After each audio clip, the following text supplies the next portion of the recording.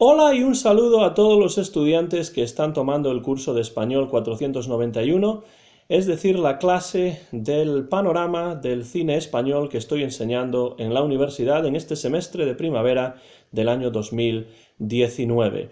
En este vídeo vamos a comentar brevemente una película que hemos visto recientemente en la clase y que es una película originalmente estrenada en el año 1973. Me refiero a El espíritu de la colmena del director Víctor Erice.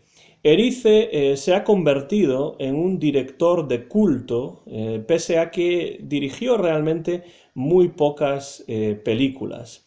Antes de realizar El espíritu de la colmena, Erice estudió cine en una escuela de cine. Fue también crítico cinematográfico y por tanto conocía muy bien, por un lado, la teoría cinematográfica y por otro lado los movimientos artísticos europeos contemporáneos. De hecho, dentro del cine, Víctor Erice se vio muy influido por directores de cine italianos como por ejemplo Rossi o Pasolini, y sobre todo se vio influido por lo que se conoció en esos momentos, durante los años 60 y 70, como el realismo crítico, es decir, películas que no solamente hablaban de la realidad cotidiana de las personas, sino que iban un poco más allá y denunciaban la necesidad de cambios sociales. El espíritu de la colmena, que es la película que vimos en la clase, es sin duda su obra maestra. It's Erice's masterpiece. Está basada en sus propios recuerdos de niñez referentes a la posguerra civil española. Cuando la película se estrenó en el año 1973, las críticas en su momento no fueron unánimes, no todos los críticos escribieron críticas positivas acerca de esta película, sino que hubo visiones encontradas acerca del espíritu de la colmena. Pero hoy en día los críticos están prácticamente todos de acuerdo en que el espíritu de la colmena es uno de los clásicos del cine español. Como decimos, la película está ambientada en la posguerra española, más o menos alrededor del año 1940, y narra la vida diaria de una familia que apoyó al bando republicano en la guerra civil, es decir, una familia que apoyó al bando que perdió la guerra civil española entre 1936 y 1939. Tenemos por un lado al padre, Fernando, a la madre, Teresa, y a las dos hijas, las dos niñas, que son Isabel, la mayor, y Ana, la menor.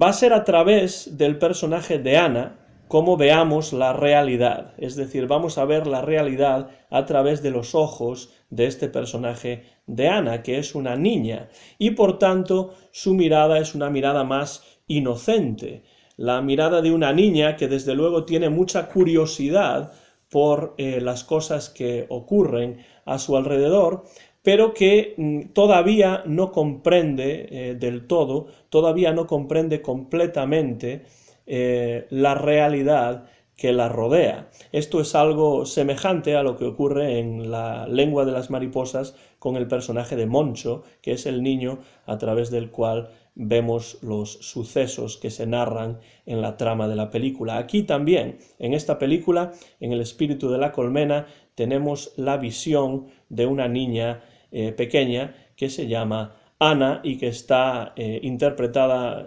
de manera magnífica por Anna Torrent, que es una actriz que ustedes verán posteriormente ya como persona mayor, ya como adulta, en la película Tesis de Alejandro Amenábar, que veremos posteriormente en el curso. Hay una relación muy problemática en esta película entre las dos hermanas, entre Isabel, la mayor, y Ana, la menor, porque Isabel trata en todo momento de dominar a Ana. No es una relación de iguales, sino que Isabel está por encima de Ana en esta relación y trata de dominarla a través de dos elementos. Por un lado, de la violencia y por otro lado, del miedo, es decir, en cierto modo de una violencia no tanto física como una violencia más psicológica.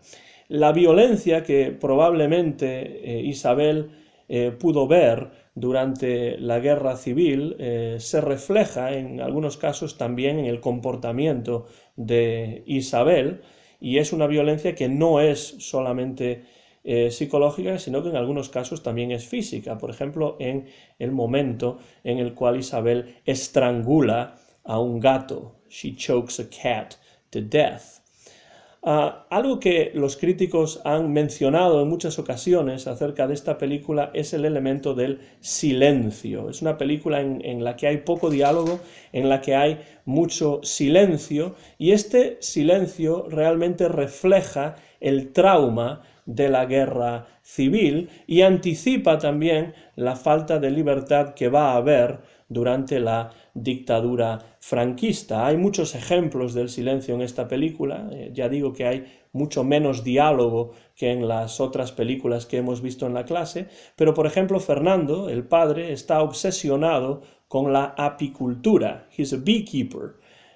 Trabaja y escribe acerca de las abejas, y durante la película no habla prácticamente nada ni con su esposa, con Teresa, ni con sus hijas, y esto es muy evidente a lo largo de la película. Entre los diferentes personajes no hay demasiado diálogo. Este silencio es un elemento importantísimo dentro de esta película, que es una película que además no muestra directamente, en la mayor parte de los casos, la violencia, sino que muestra las consecuencias de la violencia sobre los personajes que aparecen en el film. El paisaje también se convierte en un elemento importante en la película. Es un paisaje rural, un paisaje sin vegetación, un paisaje totalmente llano, it's very flat, y es un paisaje que en la mayor parte de los casos se presenta como un paisaje sin vida. It's a kind of lifeless landscape. Esto refleja, por supuesto, la devastación provocada por la guerra civil y también la situación emocional, la situación psicológica de los personajes que están traumatizados por la experiencia de la Guerra Civil Española, que en 1940 pues había terminado simplemente unos meses antes. Es muy importante que esta película esté ambientada durante la posguerra civil española. La violencia de esta guerra civil, como ya hemos dicho en el caso de La lengua de las mariposas, no termina cuando se termina la guerra civil. Tenemos algún ejemplo de esto en esta película, en El espíritu de la colmena, de cómo la violencia de la guerra continúa más allá del término de la guerra y durante la época de la posguerra. Por ejemplo, cuando Ana, la niña protagonista, Ana Torrent, la actriz, descubre a un soldado republicano que está herido, it's a Republican soldier that's wounded, y está escondido en el granero, he's hidden in a barn. Ana lo encuentra allí y trata de ayudarlo. Por supuesto, Ana es la única persona que realmente trata de ayudar a este soldado republicano herido, porque los habitantes del pueblo lo que hacen es buscarlo y acaban matándolo. Vemos así, por tanto, los ajustes de cuentas, la violencia que continúa después del término de todo conflicto bélico, después del término de toda guerra, como es el caso también de la Guerra Civil Española. Algo que es muy importante también en esta película, que es muy notorio, es el elemento del metacine o metacinema. Es decir, Ana siente fascinación por el cine en esta película. Por tanto, tenemos dentro de esta película cine dentro del cine, metacine, porque el cine va a influir decisivamente en la visión de la realidad que tiene el personaje de Anna. Específicamente la película Frankenstein de James Whale, que ve al principio de la película y que le va a producir una fuerte impresión. De ahí el metacine. Dentro del espíritu de la colmena tenemos algunas escenas de la película Frankenstein de James Whale. Y por tanto tenemos cine dentro del cine, que es lo que, como hemos explicado en la clase, podemos considerar como metacinematográfico. No es una casualidad tampoco que sea precisamente el personaje de Frankenstein, que es un monstruo, it's a monster, ¿no?